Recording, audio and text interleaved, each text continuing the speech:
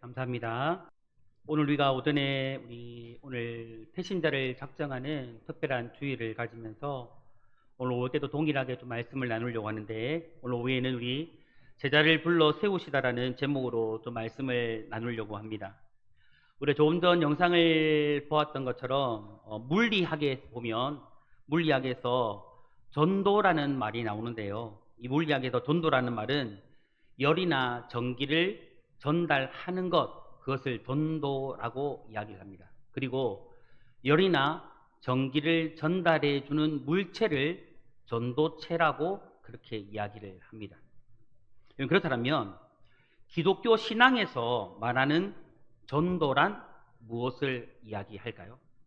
우리가 잘 알듯이 바로 예수 그리스도의 복음을 다른 사람에게 전해주는 것, 그것이 바로 전도입니다. 그러면 전도자는 무엇을 말합니까?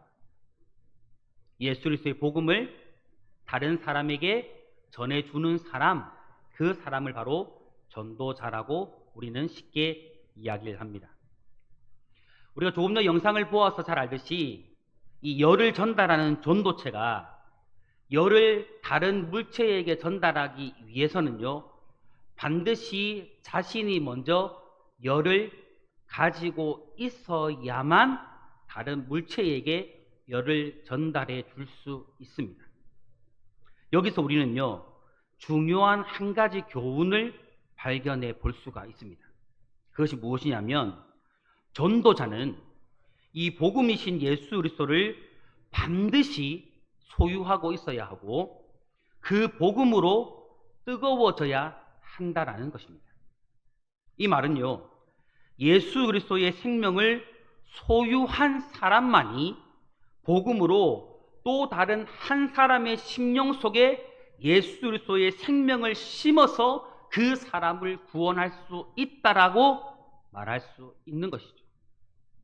그러므로 여러분, 전도체가 열을 전달하기 위해서 반드시 열을 품고 있어야 하듯이 복음을 전하기 위해서 전도자는 예수 그리스도의 복음으로 반드시 뜨거워져야 하고 예수 그리스도의 생명을 반드시 소유하고 있어야 하는 겁니다. 오늘 본문의 말씀은요, 예수님께서 12명의 사람을 불러서 제자로 세우는 사건을 기록하고 있습니다. 예수님께서 12명의 제자를 불러 세우신 사건은요, 마가복음 오늘 본문에도 기록되어져 있지만 이와 함께 마태복음에도 기록되어져 있고 누가복음에도 동일하게 이 사건이 기록되어져 있습니다. 그렇다면 여러분, 마태복음도 마가복음도 누가복음도 동일하게 이 사건을 기록하고 있는 이유가 있을 텐데, 여러분, 그 이유가 무엇일까요? 그 이유는요, 제자들의 역할이 무엇인지를 우리에게 보여주고자 함입니다. 다시 말해서 제자를 불러 세우신 목적이 무엇인지를 우리에게 말해주고자 함입니다. 이렇게 볼 때에 오늘 말씀은요, 우리를 제자 삼으신, 우리를 제자로 부르신 이 목적이 무엇인지를 말해주고 있다고 할 수 있습니다. 오늘 우리는요, 이 본문의 말씀을 통해서 우리를 제자로 부르시고 우리를 제자로 세우신 하나님의 목적이 무엇인지를 분명하게 깨달아 알기를 소망합니다.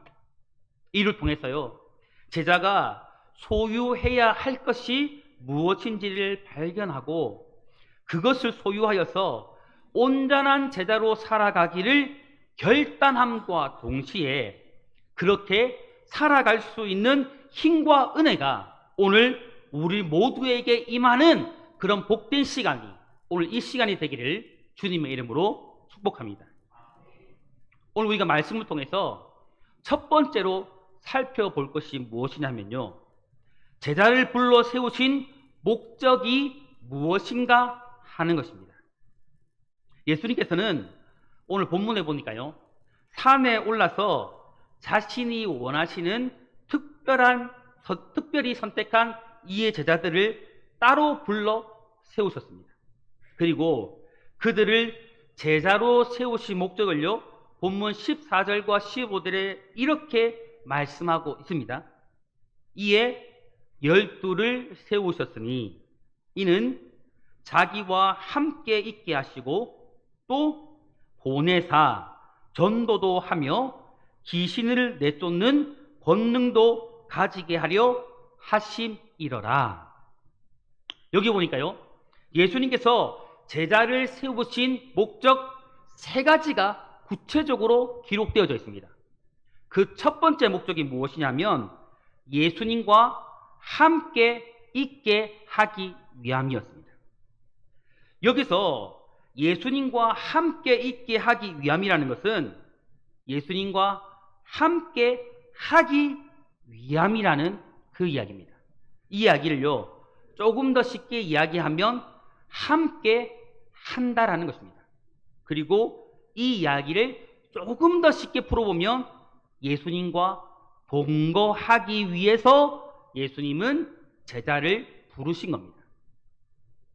제자들을 예수님과 함께 생활하고 먹고 마시고 자고 예수님을 수종드는 가운데 예수님의 신앙과 인격과 삶의 능력을 배우도록 했던 겁니다.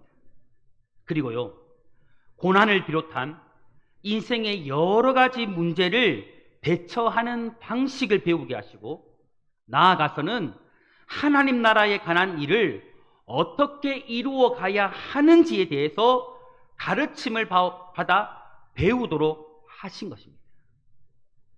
이렇게 볼 때에 예수님과 동거한다라는 것은요, 예수님과 매일매일 함께 하면서 예수님의 신앙과 인격과 삶의 능력을 배우는 것입니다.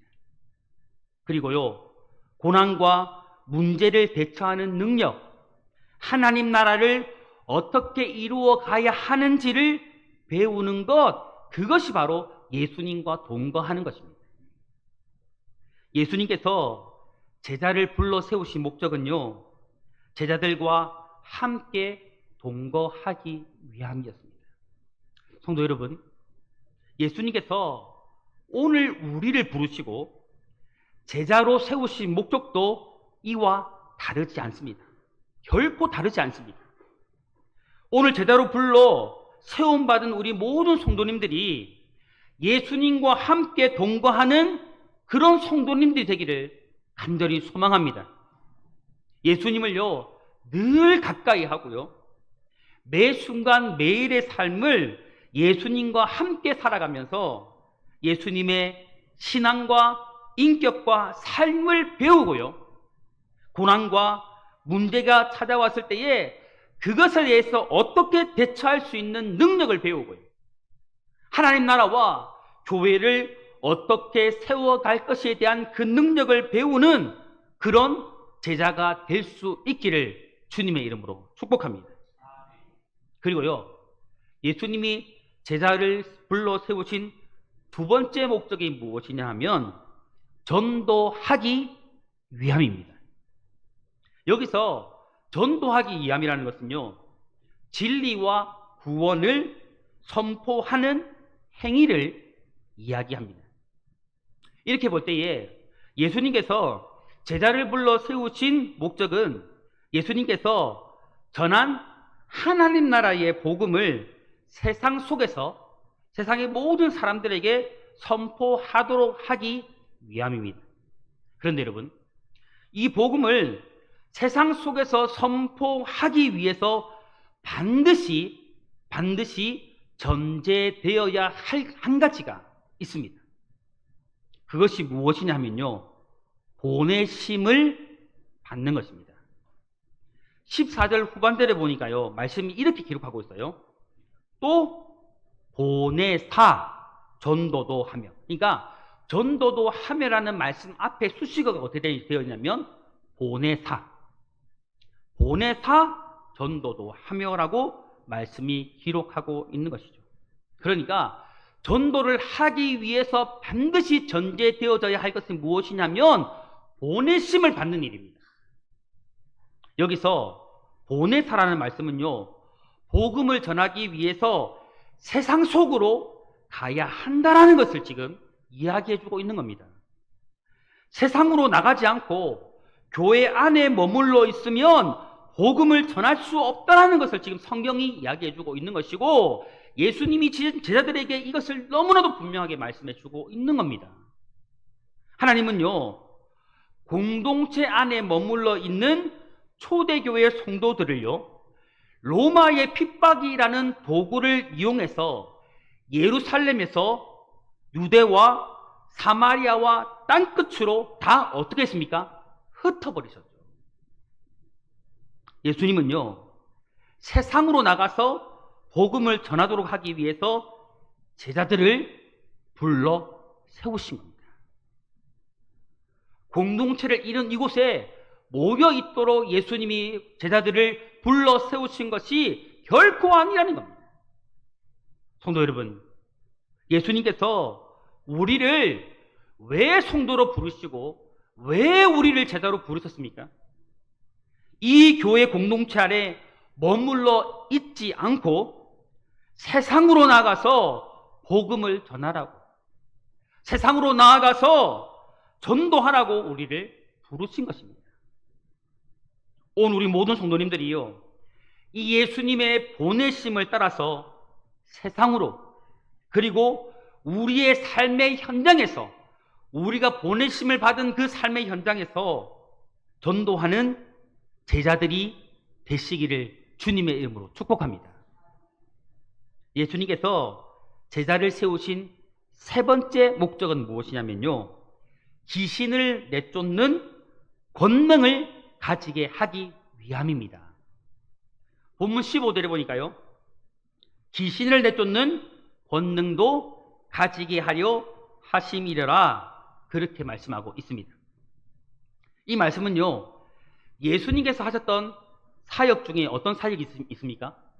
병든 자를 고치시고 귀신을 내어 쫓는 그 사역을 지금 말씀하고 있는 겁니다. 그런데 여러분, 이 말씀은요, 단순히 귀신을 내어 쫓고 병을 고치는 역사에만 초점을 맞추고 있는 게 결코 아닙니다. 그 말씀만을 말씀하고 있는 게 아니에요. 이 말씀이 말하고 있는 것은요, 이러한 역사와 함께 강조하고 있는 것이 무엇이냐면, 예수님께서 선포한 하나님 나라의 복음은 단순히 눈에 보이는 이런 이적만을 강조하고 있는 것이 아니고, 사람들의 삶에 실제적인 변화를 가져온다라는 것을 지금 말씀하고 있는 겁니다. 무슨 말이냐면, 하나님 나라의 복음이 선포되는 것에 귀신들이 떠나가고 병들이 치료될 뿐만 아니라 이 복음을 듣는 자들에게 삶의 변화 역사가 일어난다는 것을 말씀하고 있는 거예요. 즉, 복음이 선포되는 곳마다 놀라운 치유와 회복의 역사가 나타나는 것을 말씀해 주고 있는 것입니다. 오늘 하나님께서요, 우리 모든 성도들에게 성령의 권능을 부어주셔서 우리 성도님들이 예수 그리스도의 복음을 선포할 때에 이 마귀가 떠나가고 질병이 고침받고 사단의 권세가 무너지고 이러한 역사가 일어날 뿐만 아니라 인생들이 변화되되 삶 자체가 변화되어지는 이런 역사가 일어나기를 주님의 이름으로 축복합니다. 여러분, 그렇다면요, 두 번째로 우리가 살펴볼 것이 무엇이냐면, 전도자가 복음을 전하기 위해서, 이제 우리가 복음을 전해야 되는데, 전도자가 복음을 전하기 위해서 소유해야 할 것이 무엇인가 하는 것입니다. 지금까지 우리가 살펴보았듯이 예수님께서는요, 자신과 함께 하기 위해서, 전도하기 위해서, 귀신을 내어 쫓는 권능을 가지게 하시기 위해서 제자를 세우셨습니다. 결국 이것은요, 한마디로 말하면 제자를 세우신 가장 근본적인 목적은 복음을 전하기 위해서, 전도하기 위함이라는 것입니다. 그렇다면 여러분, 복음을 전하는 전도자가 복음을 전하기 위해서는요, 소유해야 할 것이 있습니다. 여러분, 전도자가 복음을 전하기 위해서 소유해야 하는 것은요, 두 가지가 있는데 지금 제가 말씀드릴 이 두 가지는요, 소유해도 되고 소유하지 않아도 되는 것이 아니고 반드시 소유해야 합니다. 성도라면, 우리가 제자라면, 우리가 전도자라면 반드시 이 두 가지를 소유해야 합니다. 그 첫 번째가 무엇이냐면요, 성령입니다. 우리는 성령을 소유해야 합니다. 사도행전 1장 8절에요 이렇게 말씀하고 있습니다. 우리가 이 말씀을 너무 잘 알죠. 오직 성령이 너희에게 임하시면 너희가 권능을 받고, 그 다음 뭡니까? 예루살렘과 온 유대와 사마리아와 땅끝까지 이르러 내 무엇이 되리라? 증인이 되리라. 여기서 우리가 주목할 단어 한 가지가 나오는데요, 그게 무엇이냐면 권능입니다. 권능은요, 성령의 힘이나 예수님의 능력과 관련되어져서 사용되어지는 단어입니다. 구체적으로 말해보면 이 권능은요, 예수님께서 그의 공생애의 사역을 시작하게 한 위로부터 내려오는 능력인 성령의 힘을 이야기합니다. 그리고요, 병을 고치고 귀신을 제어하고 원수를 대적하면서 사단의 권세를 무너뜨리는 능력, 하나님 나라를 확장할 수 있는, 부흥을 가져올 수 있는 근원적인 능력이 바로 권능입니다. 한마디로요, 복음을 전하기 위해서 전도자에게 반드시 필요한 것이 무엇이냐면 이 성령의 권능입니다. 그렇다면요, 문제는 이 권능을 어떻게 받을 수 있는가 하는 것입니다. 성도가 제자로 부름받은 우리가, 전도자로 부름받은 우리가 어떻게 하면 이 권능을 받을 수 있는가 하는 것이 문제죠. 조금 전 읽었던 사도행전 1장 8절에 보니까 이 말씀이 어떻게 시작하고 있습니까? 오직 성령이 너희에게 임하시며 너희가 무엇을 받고요? 권능을 받고. 여기 문제에 대한 해답이 담겨져 있죠. 오직 성령이 우리에게 임하실 때에, 오직 성령이 전도자로 부름받는 우리에게 임하실 그때에 우리가 권능을 받을 수 있게 된다는 겁니다. 다른 길은 없습니다, 여러분. 오직 성령이 우리에게 임하실 때 우리는 권능을 받을 수 있습니다. 권능을 받는 것이나 예수 그리스도의 복음을 증거하는 전도자가 되는 길은요, 우리가 오직 성령을 받을 때입니다. 성도 여러분, 예수님의 제자들이요, 언제 권능을 받고 능력 있는 전도자로서 쓰임받았습니까? 언제 죽음도 두려워하지 않는 능력 있는 전도자로 그들이 삶을 살아갈 수 있었습니까? 언제였습니까? 언제? 오순절날 마가의 다락방에서 예수님께서 약속하신 성령, 불과 같은 성령이 그들 가운데 임하였을 때 아닙니까, 여러분? 그때 그들은요, 성령의 충만함을 받고 예수님의 십자가와 부활을 담대하게 증거하였고 수많은 사람들을 해결시키고 그들을 구원하였습니다. 그들이 가는 곳마다 병든 자를 치료하고 귀신들을 내어쫓고 사단의 권세를 파하고 그들은 죽음도 숨겨도 두려워하지 않았습니다. 성도 여러분, 복음을 전하는 전도자에게, 그 복음을 전하는 전도자가 반드시 소유해야 되는 것은요, 그리스도의 영이신 성령입니다. 우리를 능력 있는 전도자의 삶을 살아가게 하는 것, 우리가 능력 있는 전도자의 삶을 살아가기 위해서는요, 성령이 우리 가운데 임하여 우리가 권능을 받아야 합니다. 그러기 위해서 여러분, 우리 또한 제자들처럼요, 하나님께서 이 마지막 날에 부어주리라 약속하신 그 성령을 사모하여 기도해야 할 것입니다. 사도행전 2장 17절 말씀에 이렇게 말씀하고 있습니다. 하나님이 말씀하시기를 말세에 내가 내 영을 모든 육체에 부어주리니 너희의 자녀들은 예언할 것이요 너희의 젊은이들은 환상을 보고 너희의 늙은이들은 꿈을 꾸리라. 오늘 이 약속의 말씀을 의지하여 우리가 기도하기를 원합니다. 어떻게 해요? 주여 말세에 이 모든 육체에 불이 부어주리라 약속하신 이 성령을 우리에게 부어 주옵소서.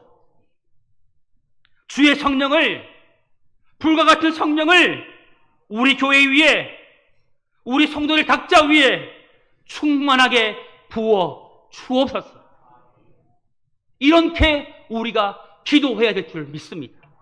저는요, 이 기도가 우리 교회 가운데, 우리 모든 성도들 가운데, 우리 청년들 위에, 그리고 우리 주의 학생들 가운데 이루어지기를 원합니다. 속히 이루어지기를 간절히 소망합니다. 우리 모두에게요, 하나님께서 약속하신 이 성령이 충만하게 임하여서 우리 모든 성도들이 성령의 권능을 소유한 그런 전도자가 되기를 간절히 소망합니다. 그리하여서 우리 성도님들이 복음을 전하는 곳마다 진실로 이 말씀처럼 병든 자가 고침을 받고요, 귀신이 떠나가고요, 사단의 권세가 무너지고요, 복음을 듣는 사람들의 인생이 그 자체가 변화되어지는 놀라운 역사가 일어나게 되기를 주님의 이름으로 축복합니다. 두 번째로요, 전도자가 반드시 소유해야 될 것은 무엇이냐면 사랑입니다. 사랑. 이것은 소유해도 되고 안 되고 되는 게 문제가 아니고 반드시 소유해야 됩니다. 반드시. 성도 여러분, 우리가 예수님을 모신 성령의 전인 것을, 교회인 것을 세상 사람들에게 어떻게 알 수 있도록 할 수 있습니까? 내가 하나님을 믿고 섬기는 사람이라는 것을, 내가 성도라는 것을, 내가 예수님의 제자라는 것을 이 세상 사람들에게 여러분 어떻게 알 수 있게 할 수 있습니까? 여러분, 정확한 통계는 아닙니다. 이 통계는 정확한 통계는 아니지만 우리 대한민국에 7에서 8천만의 성도가 있다고 합니다. 근데 여기에는요, 이단도 다 포함되어 있어요. 이단도. 그래서 정확하지 않아요. 이들 중에 실생활 속에서 나는 크리스찬입니다, 나는 그리스도의 사람입니다, 나는 성도입니다라고 떳떳하게 당당하게 그렇게 말하고 살아가는 사람이 여러분 얼마나 될까요? 얼마나 된다고 생각하십니까? 여러분은 어떠십니까? 여러분 정말 절반이라도 될까요? 절반이 될까요? 저는 3분의 1도 안 된다고 생각합니다. 이러한 현실 속에서요, 우리가 살아가는 이 삶의 현장에서 자연스럽게 내가 만나는 사람들에게 우리 교회를 포함한 이 생활 주변에서 살아가는 사람들에게 내가 그리스도인임을, 내가 제자임을 보여주고 자연스럽게 복음을 전할 수 있는 방법이 있다면 그 방법이 여러분 무엇일까요? 그것이 바로 사랑이라는 겁니다. 정확히 말해서요, 사랑하는 겁니다. 조금 더 정확히 말하면 서로 사랑하는 겁니다. 요한복음 13장 34절과 35절에요, 예수님께서 세우신 이 제자들에게 이렇게 말씀하세요. 새 계명을 너희에게 주노니 서로 사랑하라. 내가 너희를 사랑한 것 같이 너희도 서로 사랑하라. 너희가 서로 사랑하면 이로써 모든 사람이 너희가 내 제자인 줄 알리라. 다른 방법 없습니다. 이 말씀은요, 예수님의 제자됨을 이 세상 모든 사람들에게 증거할 수 있는 결정적인 비결이 무엇인지를 지금 말씀해 주고 있는 거예요. 여러분, 우리는요, 자꾸만 다른 데서 방법을 찾으려고 해요. 다른 방법 없습니다, 여러분. 없어요. 이 세상 모든 사람들에게 우리가 예수님의 제자라는 것을 증거할 수 있는 비결, 이를 통해서 복음을 전할 수 있는 결정적인 비결, 그 비결은요, 사랑입니다. 사랑하는 겁니다. 서로 사랑하는 겁니다. 이것밖에 없습니다, 여러분. 예수님이요, 우리를 사랑한 것 같이 우리 또한 예수님 안에서 서로 사랑할 때 사람들은 우리가 그리스도의 제자임을 알고 인정하게 됩니다.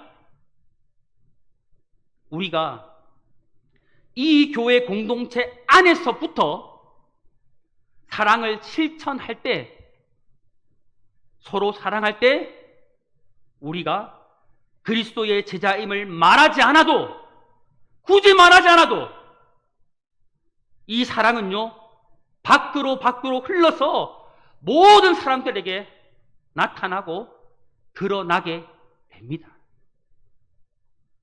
성도 여러분, 우리가 정말 기억할 것이 있습니다. 우리가 진짜 기억해야 할 것이 있습니다. 밖으로 나가서요, 전도지 나누어 주고, 전도지 전해주고, 예수 믿으라고 외치는 거 여러분 중요합니다. 중요해요. 이 교회당을 아름답게 만들고 좋은 시설 갖추는 거 중요합니다. 교회가 세상 속에서 대단한 능력 갖추고 대단한 능력 발휘하는 거 중요합니다. 그래서 이 교회당 안에 많은 사람들 모이는 거 중요합니다.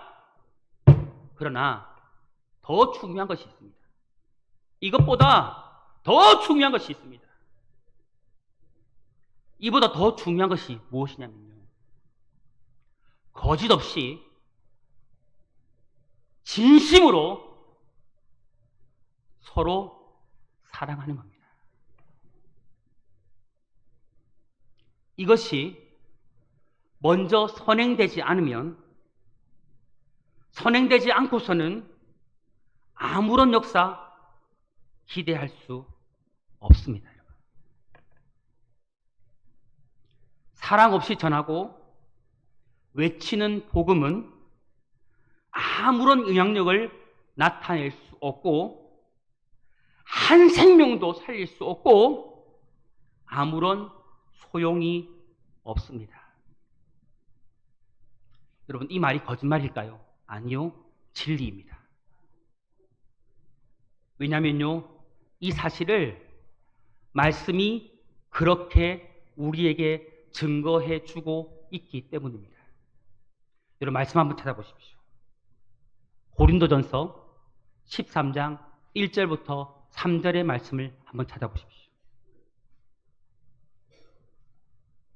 고린도전서 13장 1절부터 3절의 말씀을 한번 찾아보십시오.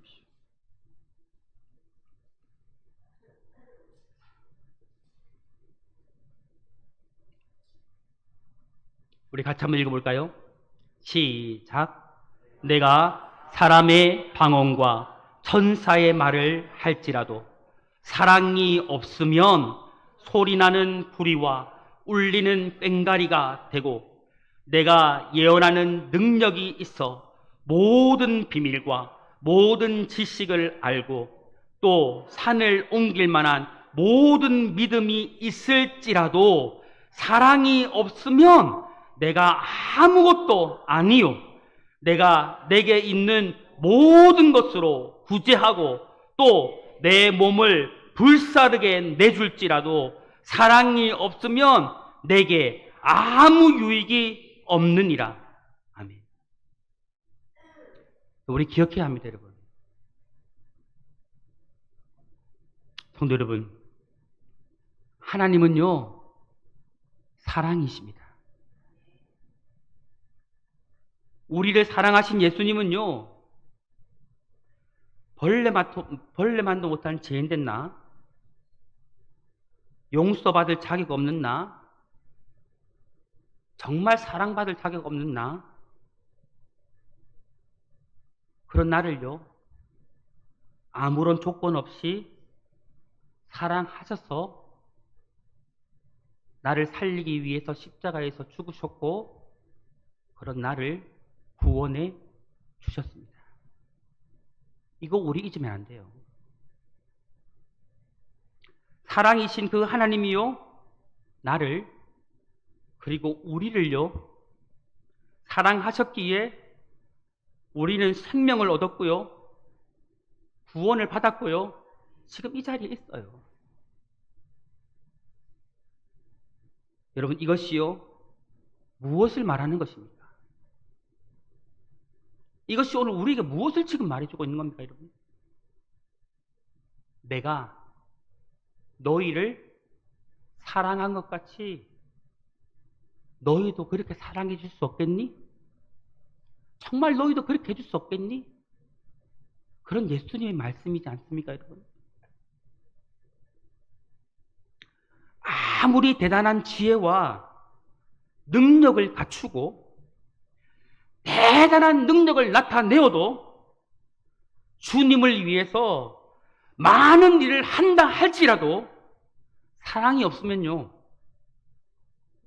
그 많은 일들을요, 사랑으로 하지 않으면요, 아무런 유익이 없습니다. 우리가 주를 위해서 하고 있다고 말하는 그 모든 일들이요, 아무것도 아닌 일이 되고 마는 겁니다. 복음을 전할지라도 여러분, 그 일은요, 한 생명도 구원할 수 없습니다. 성도 여러분, 교회를요, 이 교회의 화려한 모습이요, 잘 갖추어진 모습이요, 교회의 능력이 결코 아닙니다. 교회의 이름을 사랑의 교회라고 짓는다고 해서, 그 교회의 이름에 사랑이 들어간다고 해서 그것이 교회의 능력이 되는 게 결코 아니에요. 제가 정말 두려운 것이 무엇인지 아십니까, 여러분? 교회 안에 사람을 가득 채워 놓아도 만약에 이곳에 여러분 하나님의 은혜가 없다면, 하나님의 사랑이 없다면 그 성도들이, 그 사람들이 이곳에 여러분 머물러 있을까요? 이곳에 정말 성령의 능력이 나타나지 않는다면, 정말 그토록 목말라 하는 하나님의 은혜가 없다면, 그토록 그들이 찾는 하나님의 사랑이 이곳에 없다면 여러분, 그들이 이곳에 머물 수 있을까요?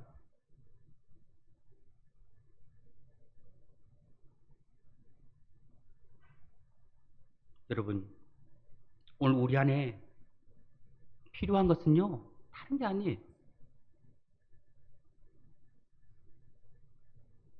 서로 사랑하는 하나님의 사랑이 오늘 우리 안에 살아 숨쉬고 있느냐, 숨쉬고 있지 않느냐, 그것입니다.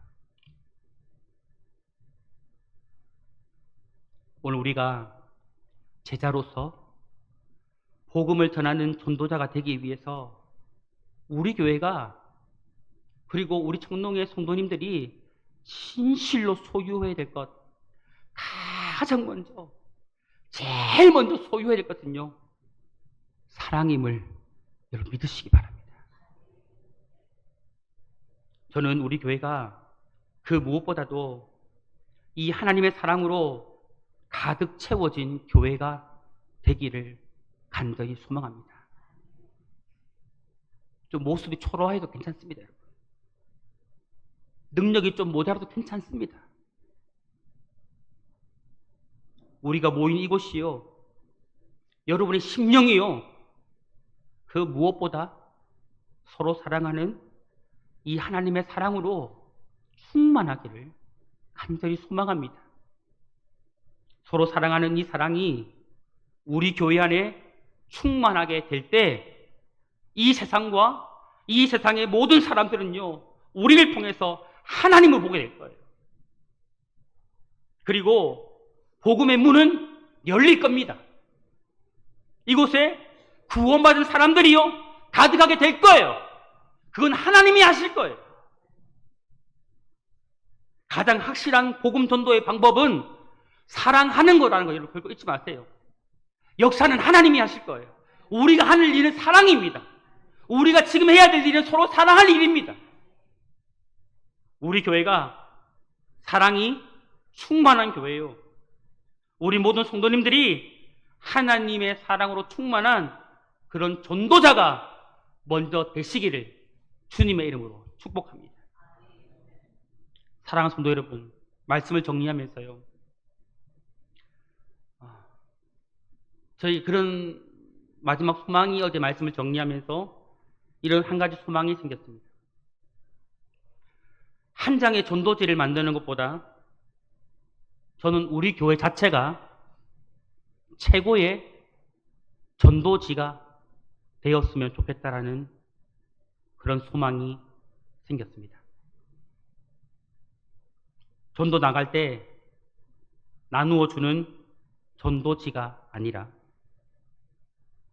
성령의 권능과 서로 사랑하는 하나님의 사랑이 충만하여진 우리 교회 자체가 최고의 전도지가 되었으면 좋겠습니다.